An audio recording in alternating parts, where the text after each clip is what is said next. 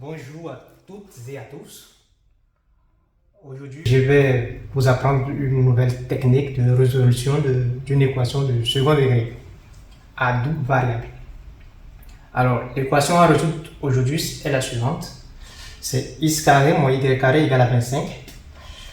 Alors, on se pose la question comment résoudre cette équation qui est à double variable. Si cette équation était à variable unique, c'était facile. Nous allons pouvoir balancer simplement les 25 de l'autre côté, calculer le discriminant d'état. Mais comme aujourd'hui nous avons une double variable, cette méthode n'est pas valable. Alors, comment on résout une telle équation? Alors d'abord, on va observer déjà chaque membre. Dans le membre de gauche, nous voyons que nous avons x carré moins y carré, qui est sous la forme d'une identité remarquable que nous avons bien appris au collège, qui est sous la forme de quoi? A au carré moins b au carré. Alors, si nous avons cette forme-là, la forme factorisée du coup est a moins b facteur de a plus b. Alors, ça veut dire que ce membre x carré moins y carré, on pourra la mettre sous cette forme. Alors, du coup, notre équation deviendra du coup x moins y facteur de x, excusez-moi, x plus y égale à 25. Alors, une fois que nous avons décomposé ceci, cette première partie, nous allons maintenant du coup nous intéresser aussi à la seconde partie.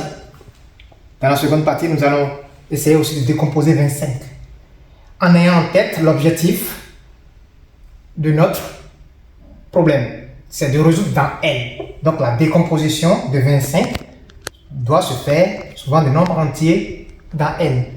Donc, ici, lorsque je prends 25, je peux dire que 25 égale à quoi? C'est égal à 1 fois 25. 1 et 25 sont tous dans N. C'est encore égal à quoi? 25 est encore égal à 25 fois 1. 25, c'est encore égal à 5 fois 5. Alors, je vous rappelle que celle-ci, cette décomposition, la première décomposition et la deuxième sont les mêmes. Du coup, je peux me permettre de prendre seulement qu'une parmi les deux. Alors, une fois que nous avons décomposé 25, on peut réécrire maintenant notre équation sur cette forme.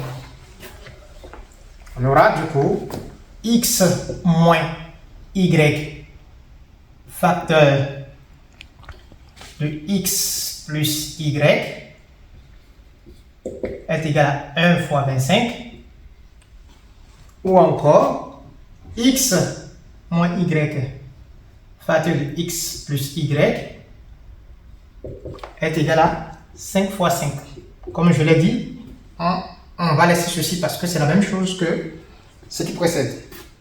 Alors, une fois que nous avons ces deux équations, on va noter ici grand 1 et ici 1 et ici 2. Alors, on va d'abord essayer de trouver la solution de la première équation que j'ai notée 1.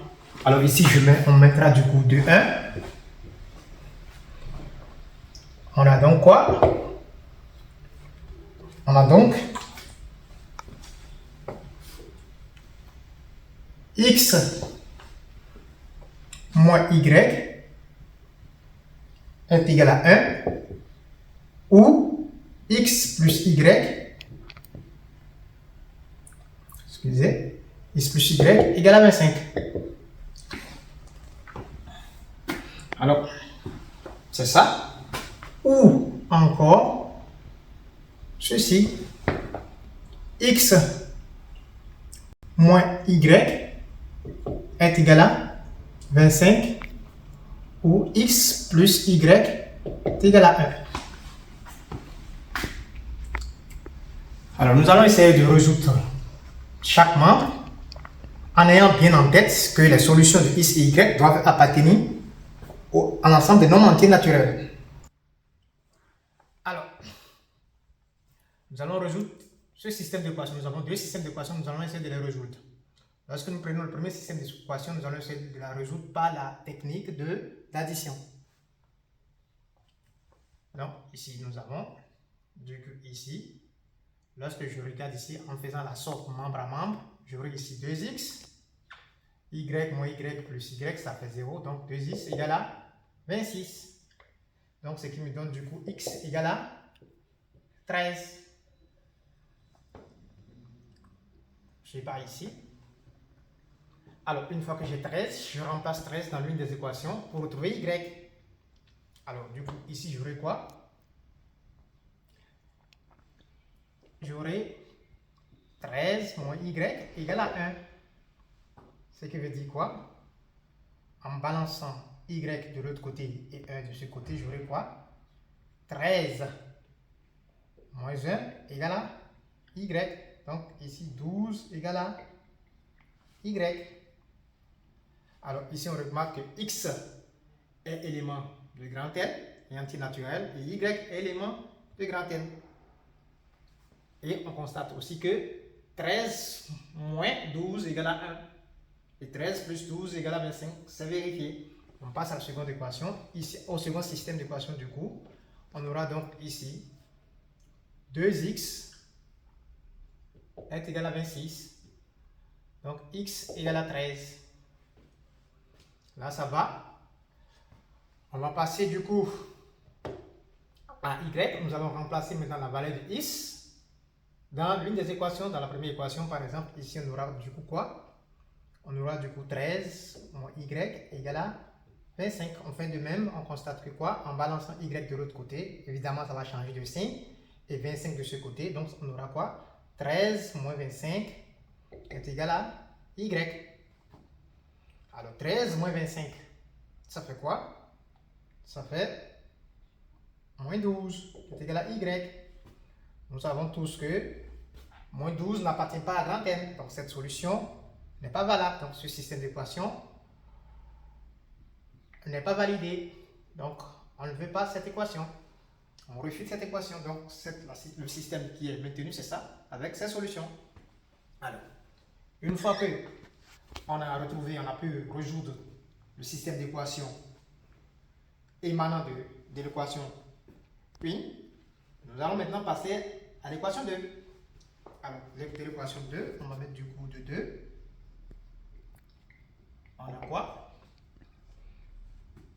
On a du coup x moins y égale à 5 ou x plus y est égal à 5.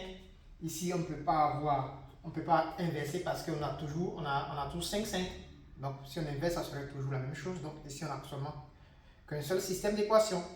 Alors qu'on rejoue par la méthode d'addition. Il y a d'autres méthodes, mais dans cette vidéo, je vais mettre en valeur la méthode d'addition. La méthode d'addition, ça consiste à additionner membre à membre. Ici, comme ici, nous avons moins y plus y, ça va s'annuler. Donc, on n'a pas besoin de multiplier par un coefficient. Arrivé là, on aura quoi? On aura ici 2x qui est égal à x. Donc, x est égal à 5. Alors, une fois que x est égal à 5, ici du coup, x moins y est égal à 5, c'est x égale à 5. Évidemment, y égale à 0. Égale à 0. Donc, ici, lorsqu'on fait la vérification 0, on vérifie par la seconde équation. 5 plus 0 égale à 5.